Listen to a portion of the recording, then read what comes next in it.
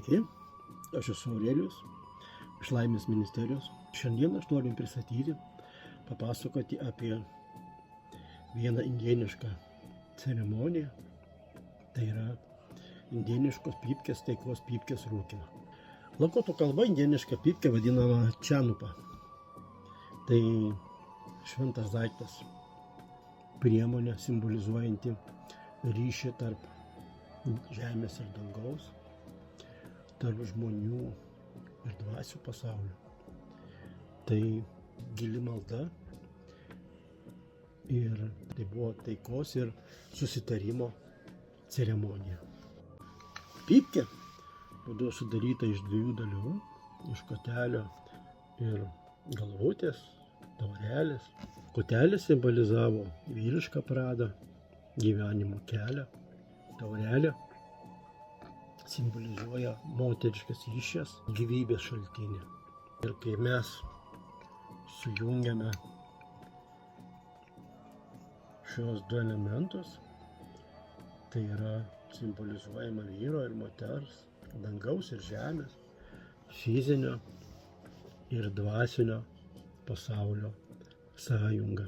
Taigi yra paruošiamas specialus mišinys, tabako, žolelių ir imdami žiupsnelį to mišinio mes kreipiamės į 4 pasaulio šalis, kurios simbolizuoja įvairias energijas. Tai kreipiamės į rytus, rytai, tai nauja pradžia, tai yra dvasingumo erdvė. Ar yra vietos tau šioje pypkėje? O.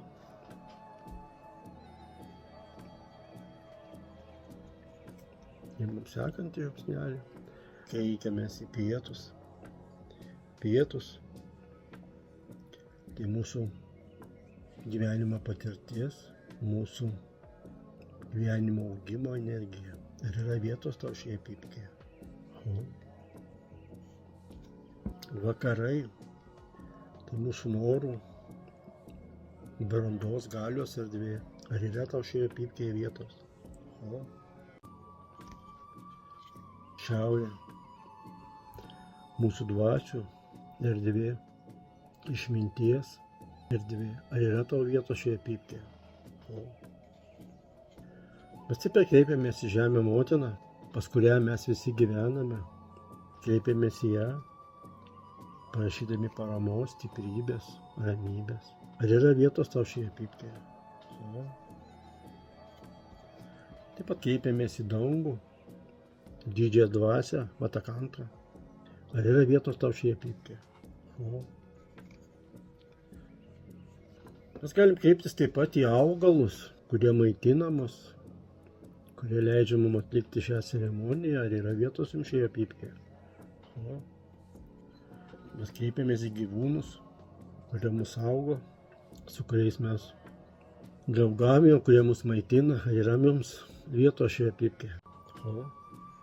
Ir mes užpildome pypkę įvairiomis šiomis energijomis ir paruošėme ją uždegimo ceremonijai. Reikalingas ugnies šaltinis, nuo kurio mes galėtume prisidegti.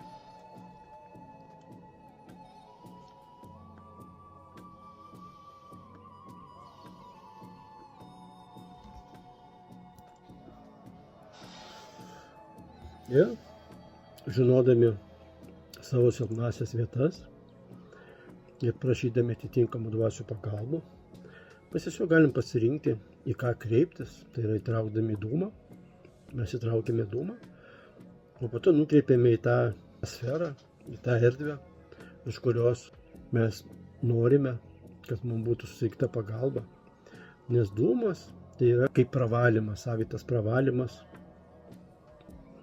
to kanalo, su kuriuo mes norime susisiekti. O jeigu norime dvasių pagalbos, viršaus, dangaus pagalbos, mes įtraukime dūmą ir nukreipdami kotelį į tą pusę, pučiame dūmą tą kryptimi ir apsukame pypkę ir perduodame kitam.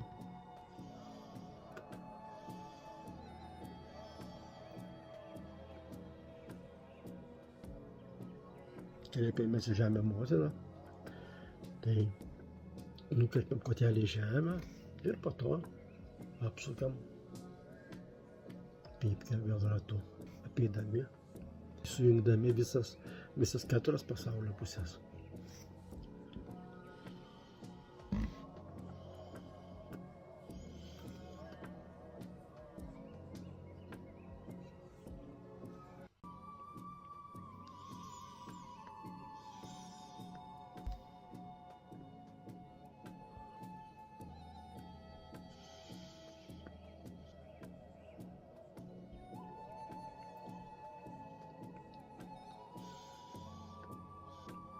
Taip pypkę siunčiama ratu, kiekvieną kartą, kiekvienas žmogus dūmo pagalba atstato energetinį ryšį su atitinkama pasaulio kryptimi.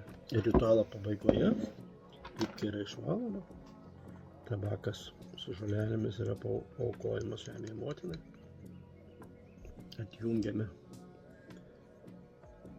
kotelį vyrišką nuo moteriškos energijos ir tuom ceremonija būna pabaigta. Ir kaip matote, skiriasi nuo elementarios cigaretės surūkymo. Iki sekančio pasimatymo.